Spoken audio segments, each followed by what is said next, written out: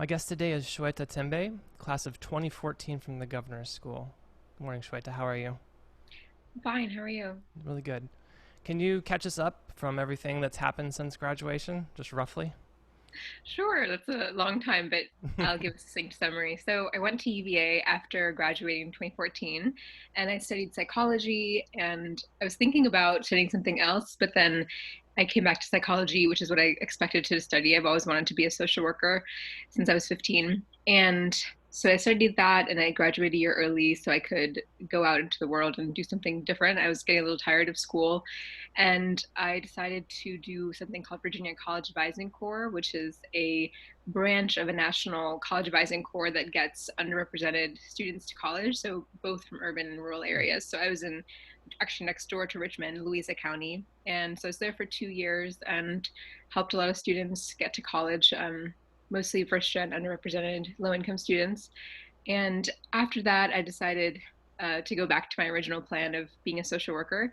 And so I applied to a few different schools. I thought about VCU since it was so local, but I decided that I don't think I wanted to return to Richmond so soon, or really even ever in my life.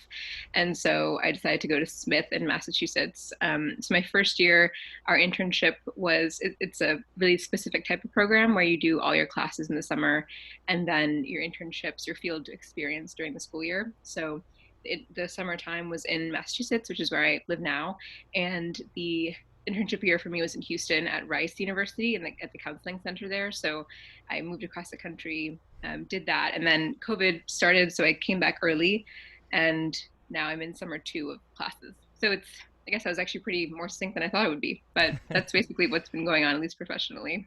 So the outreach that you did for that time period when you were helping kids, underrepresented kids, get into college, like what did that entail? Was it a matter of like convincing them that it was worth it, like kind of almost a recruitment portion, or was it helping with specifically with application? Like what was the work like?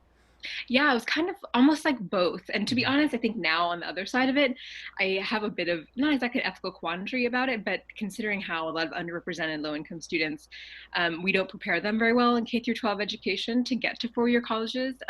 Well, the specific job was not exactly through any university. It was through UVA, but we weren't trying to get kids to go to UVA. It was just happened to be the UVA was the sponsoring institution, I Mm-hmm. suppose.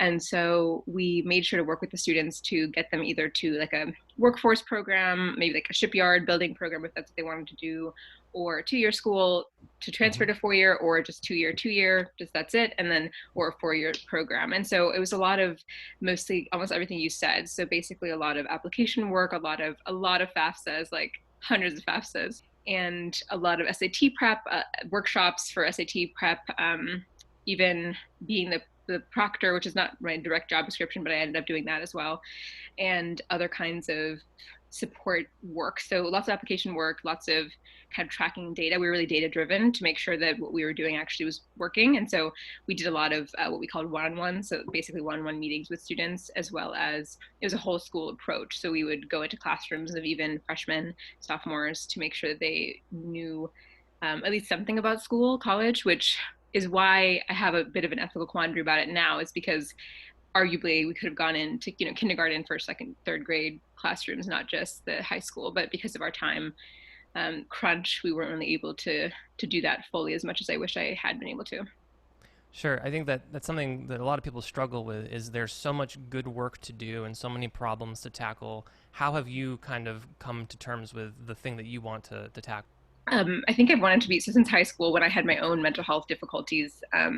I worked with a couple of different social workers, I think, through that process as therapists. And so after that, I was thinking very clearly, I want to pay it forward to other people like me.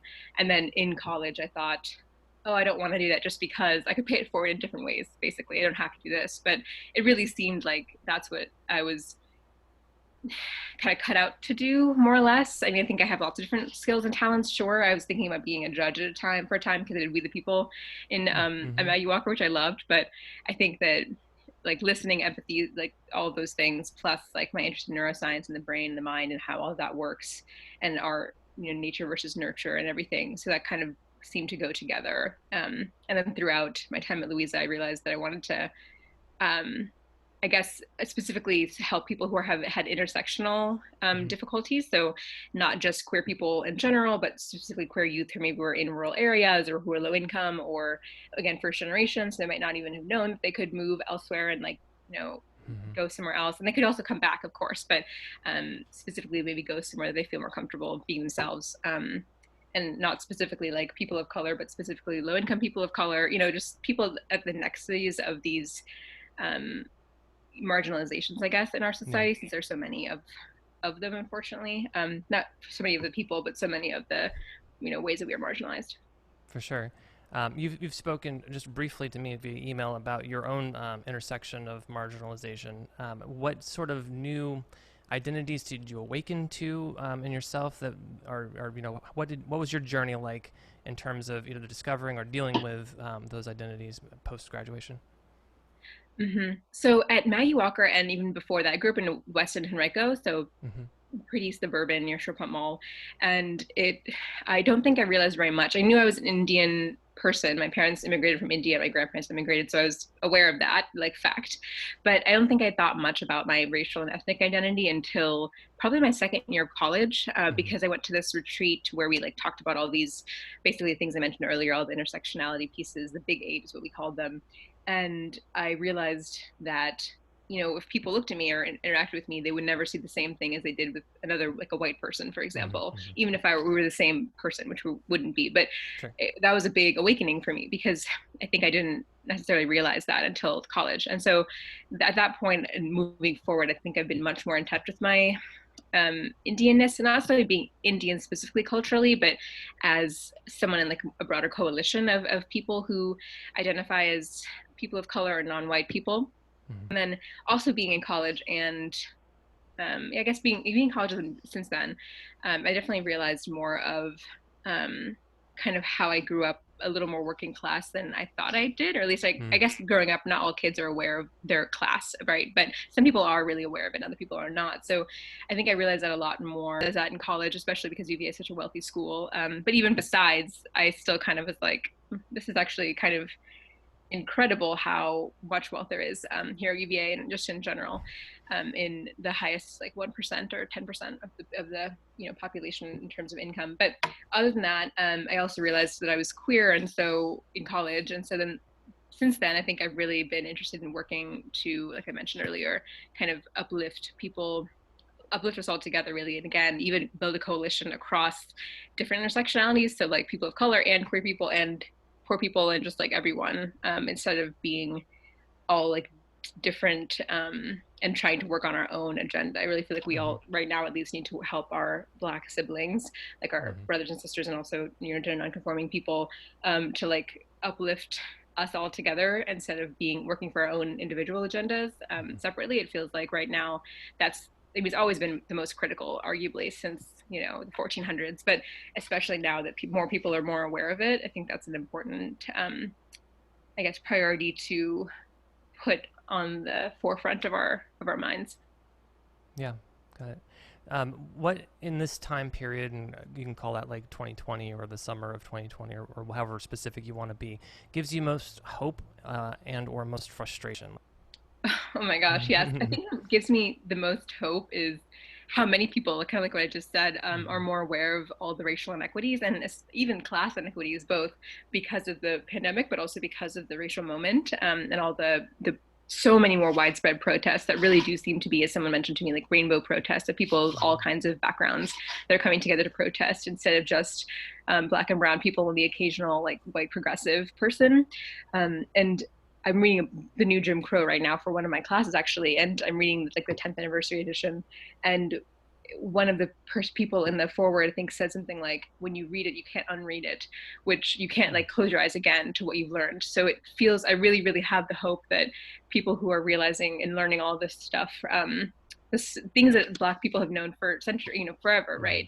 And only now other people are learning this critical knowledge that we didn't learn for some reason, for a very clear reason actually, in school, um, that we can continue to move forward with this, with the agenda, and hopefully put pressure on like our political figures, but also not just them, but also our fellow neighbors and family members and other people who are still somewhat in the dark, um, which now I would say takes a lot of effort to be in the dark versus the other way around. Do you feel like Governor's School was more woke, for lack of a better term, than other high schools? Did you feel like you had an opportunity as early as high school to get visibility into some of these struggles or some of these like nuances that maybe other schools didn't? Or was it not until like college did you really kind of wake up to some of this stuff?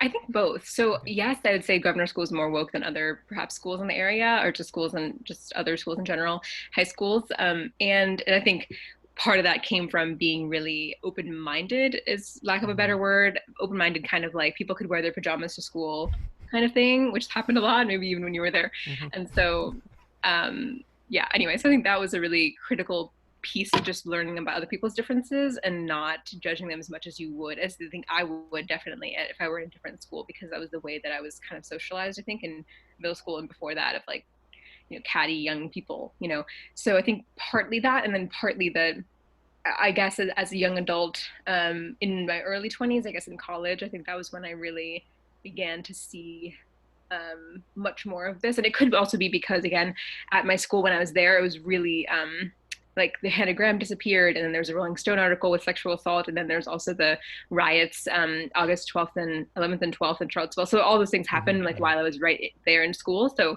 it was hard not to notice those things, right? And I think those were much more in the news and in the like zeitgeist, I guess, of the time period than it would have been maybe in when I was like 2010, 2014 when I was in high school. So this year is exceptional for COVID. Obviously, you're about to go into, I think, your final year for your graduate degree. How do you know what to expect yet? How is your going to change in terms of curriculum, being able to interact with people or not?